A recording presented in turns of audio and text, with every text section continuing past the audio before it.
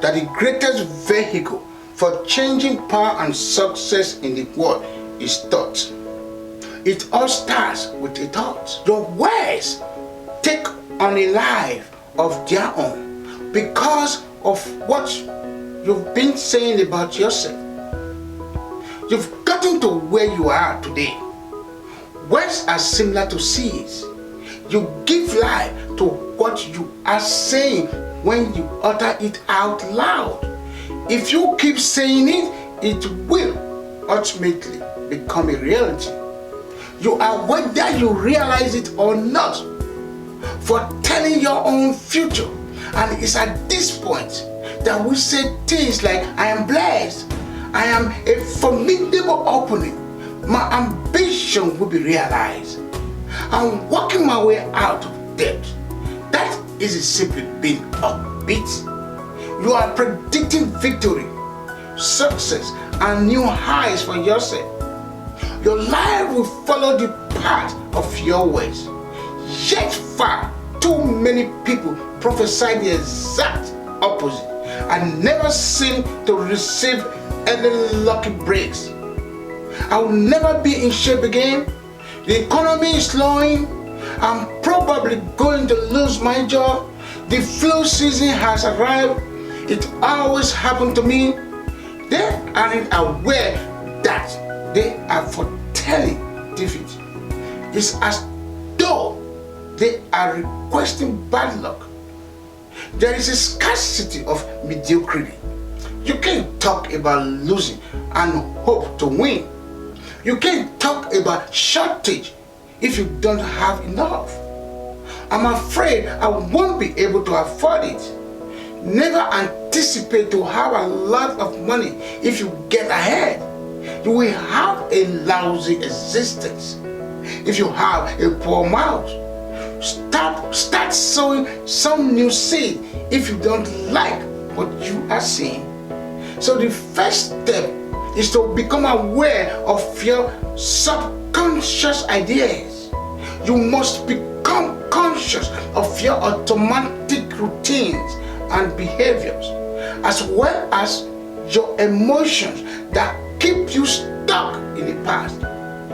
And if you can become so aware of your unconscious mental and physical condition that they will never escape your notice, you are reacquainting yourself with your old self, so you are not coming back.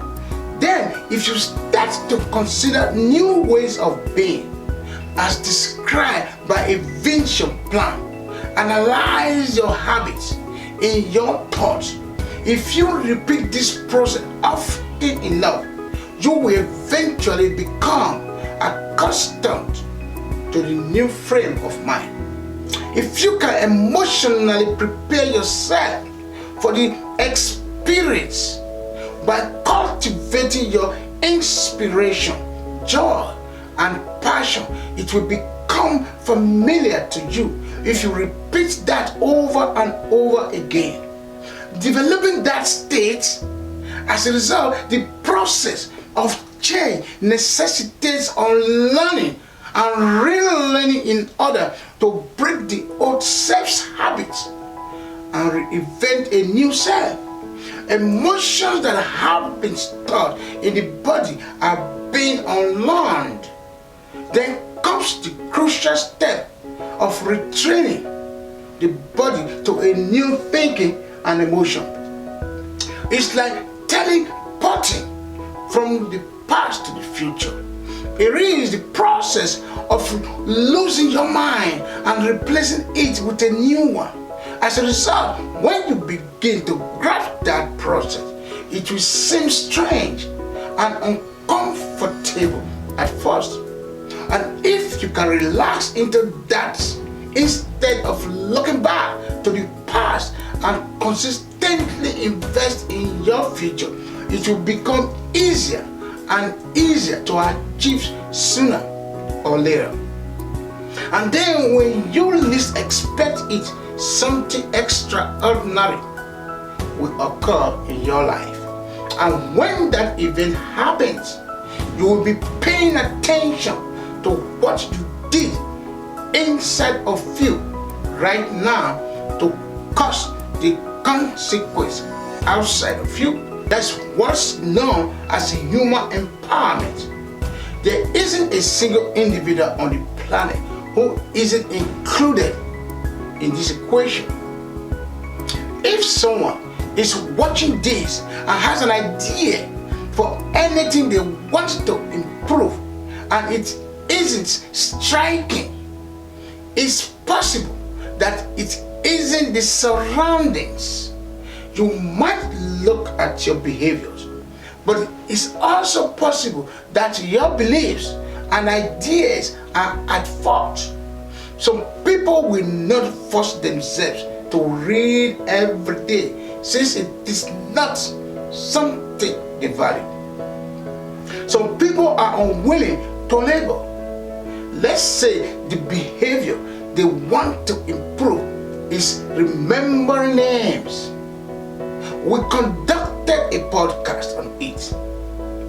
I could show them how to recall the names of most people they encounter step by step. They won't do it though, because they don't value it. It isn't essential to them, or they don't believe they can do it.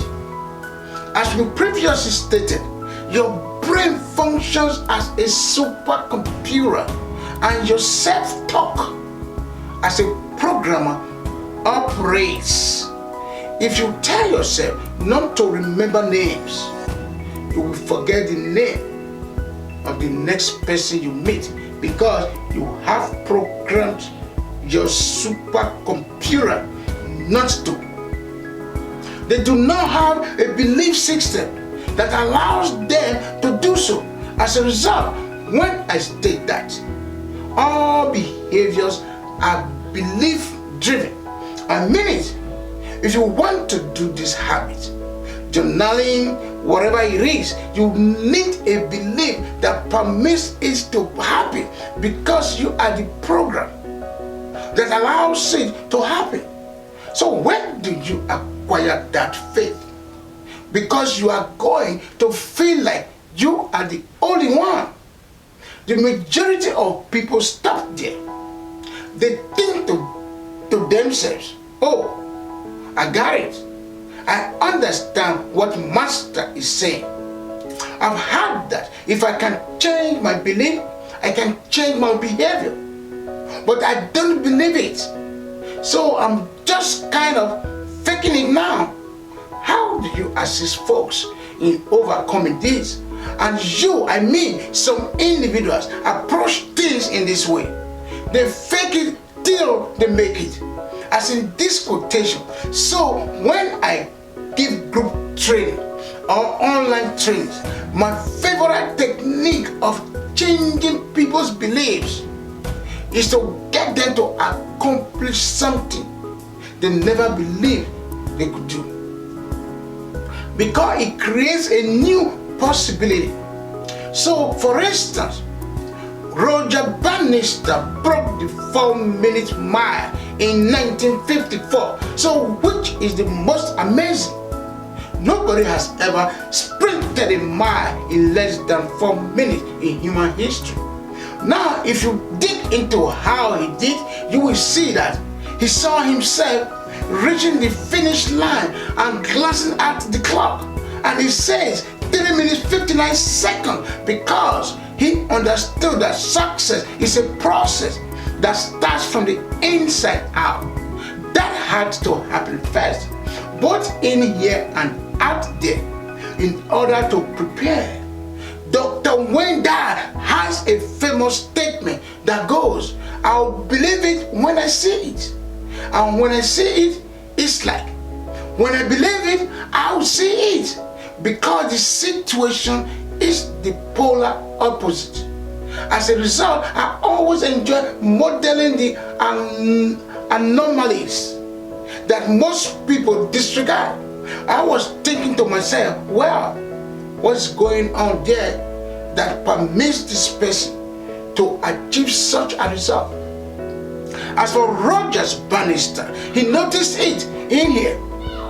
be able to create it from the outside, just like any other innovator, inventor, writer, or creator. What was interesting, however, was what transpired after that. Nobody has ever been able to do it since the dawn of time.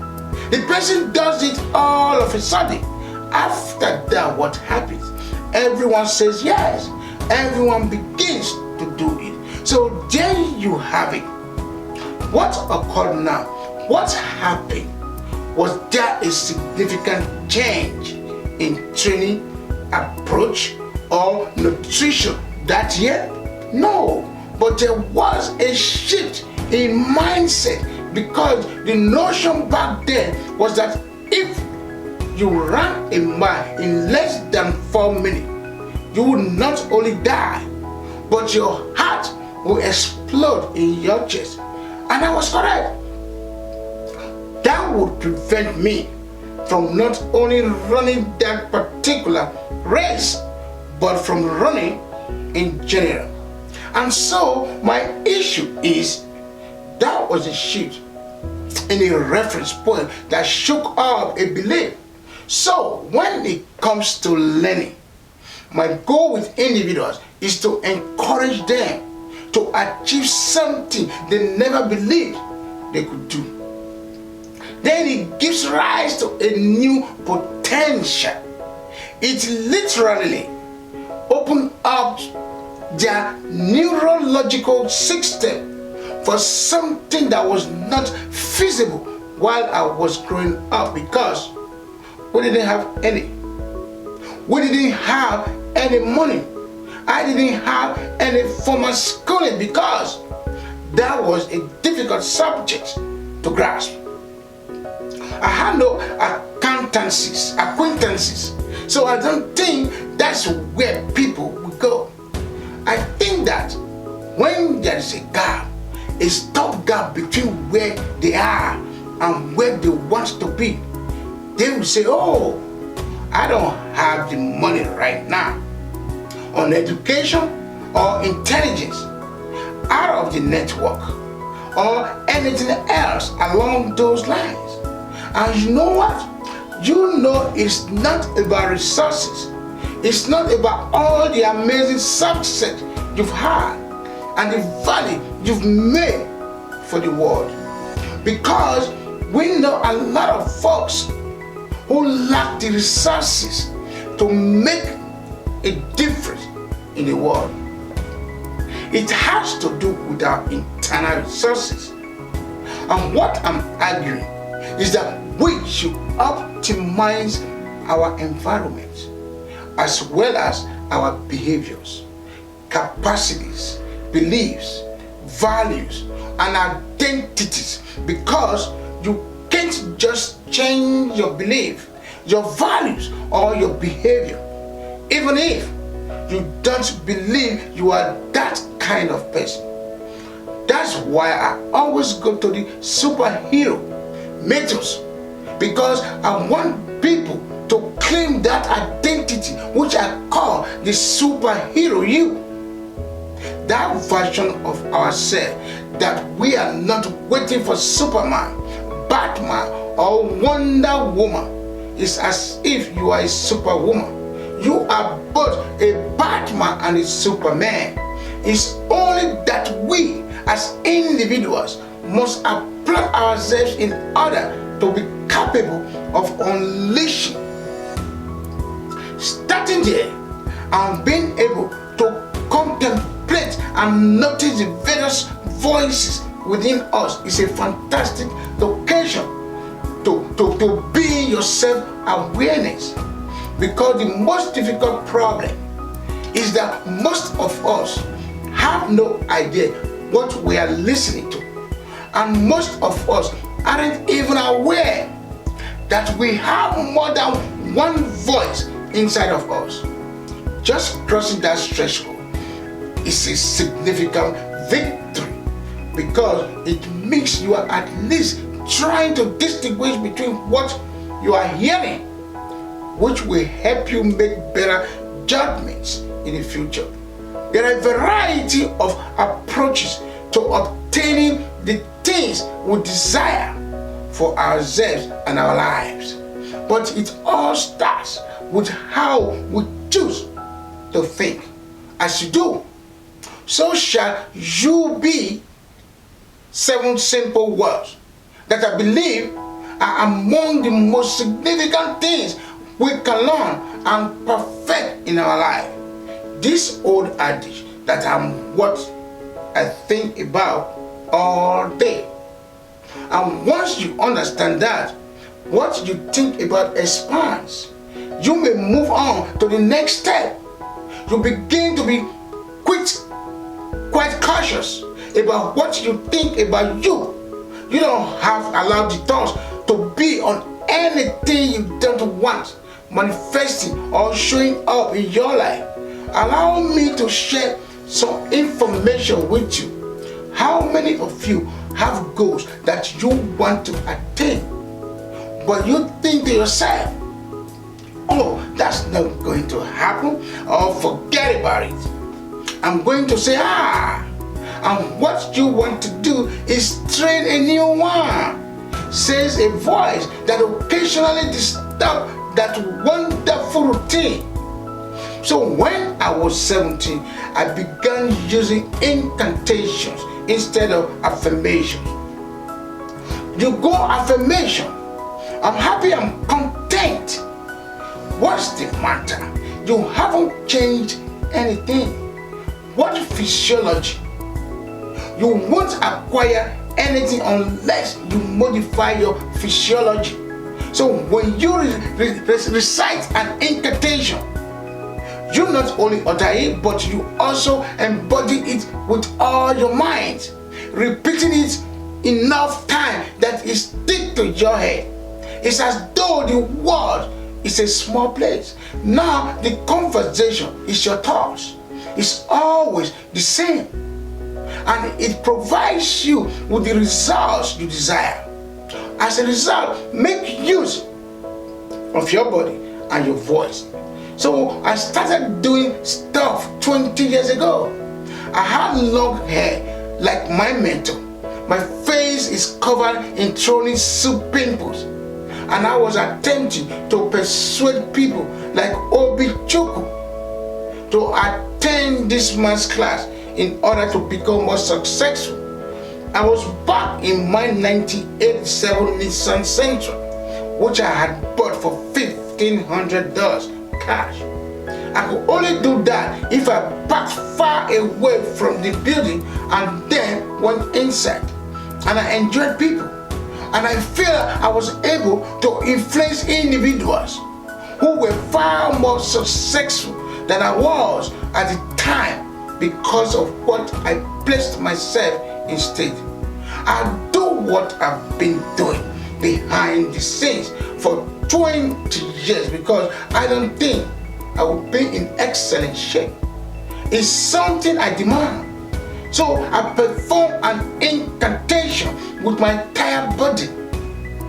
I'd say I've now instructed my subconscious mind to guide me in assisting as many individuals as possible in improving their lives today, by providing me the courage, emotion, persuasion, humor, gravity, and everything else I need to show these people and convince them to change their life right now. And I'll do it physically driven 40 minutes on the road in my center to a meeting in Los Angeles. People staring, yelling at the top of my lungs.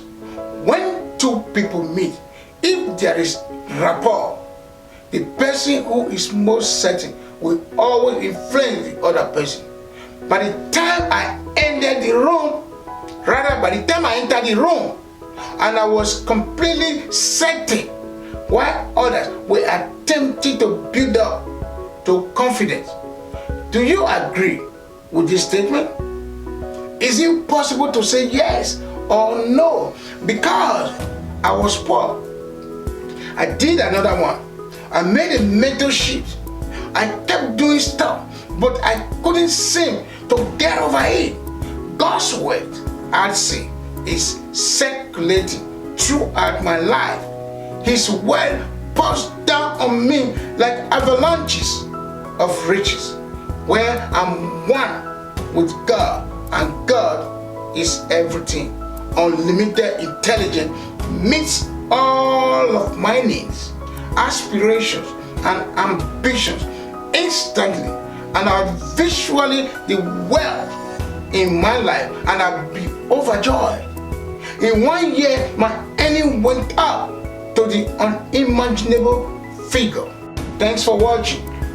Please like, share, and subscribe to my YouTube channel for more motivational videos. Peace out.